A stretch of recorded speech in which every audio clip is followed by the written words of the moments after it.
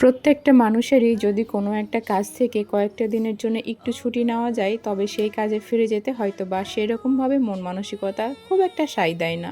মনটা শুধু বলে ব্যস্ত আছি ছুটিতে, কি আর হবে সেই ব্যস্ততম দিনে ফিরে গিয়ে, তাই না? আসসালামু আলাইকুম এভরিওয়ান, কি অবস্থা সকলের? আশা করি সকলেই খুব ভালো আছেন। আলহামদুলিল্লাহ, আমি আপনাদের সকলের দোয়া ও শুভকামনায় খুব ভালো আছি।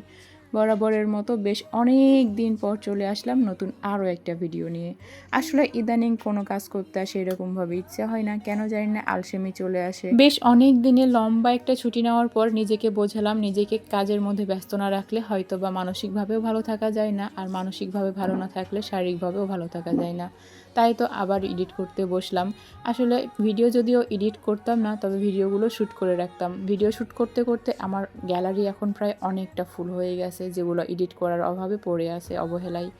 তো চলে আসলাম বেশ অনেক দিন আগেকার একটা ভিডিও নিয়ে, যদিও এই ভিডিওটা অনেক আগেকার, এখনকার না। এই ভিডিওটা মূলত আমি শীতকালে শ্যুট করে রেখেছিলাম, এডিটিংয়ের অভাবে আমি আপলোড করতে পারতেছিলাম না, আর আজকে এডিট করতে বসলাম ফাইনালি। তো যাই হোক, কথা বলতে বলতে অনেক কথা বলে ফেলেছি। আমি মূলত আগের দিনের বেঁচে যাওয়া কিছু গরুর মাংস দিয়ে ভুনা খিচুড়ি রান্না করতেছিলাম। আসলে সকালে ঘুম থেকে উঠে দেখি বেশ ঘন কুয়াশা রয়েছে, আর কুয়াশা ঘন দিনে তো গরম গরম খিচুড়ির কোনো তুলনাই হয় না। আর আমি এই সুযোগটা কোনো মতেই হাতছাড়া করতে চাইছিলাম না, তাই তো খিচুড়ি চাপিয়ে দিয়েছি। সকালে ঘুম থেকে উঠে প্রথমে চায়ের পানি বসিয়ে তারপরে আমি এদিকে খিচুড়ি চাপিয়ে দিয়েছি।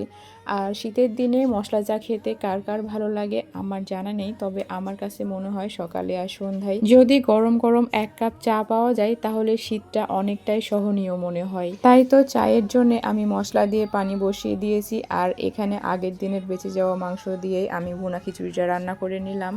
যেহেতু আমি আগের দিনের মাংস দিয়ে রান্না করব, তাই আমি বেশি কিছুই দিব না, জাস্ট লবণ দিব আর কিছু কাঁচামরিচের ফালি দেব। এরপর আমি খিচুড়িটা রান্না করে নেব। আসলে মাংসের মধ্যে সব ধরনের মশলাই রয়েছে, যার জন্যে আর নতুন করে কোনো মশলা অ্যাড করলাম না। সকালবেলা অল্প তেল মশলা রান্না খেতেই বেশ ভালো লাগে, অতিরিক্ত কোনো তেল মশলাই ভালো লাগে না। আমি এইখানে একটু বলে নিতে চাই, আসলে প্রত্যেকটা মানুষেরই পছন্দ অপছন্দ সব কিছুই আলাদা। আমরা এই পৃথিবীতে একজন আরেকজনের আত্মীয় হয়ে জন্মানোর আগে একজন মানুষ হয়ে জন্মেছি, তাই প্রত্যেকটা মানুষের পছন্দ অপছন্দ ভালো লাগা খারাপ লাগা সব কিছুই আলাদা।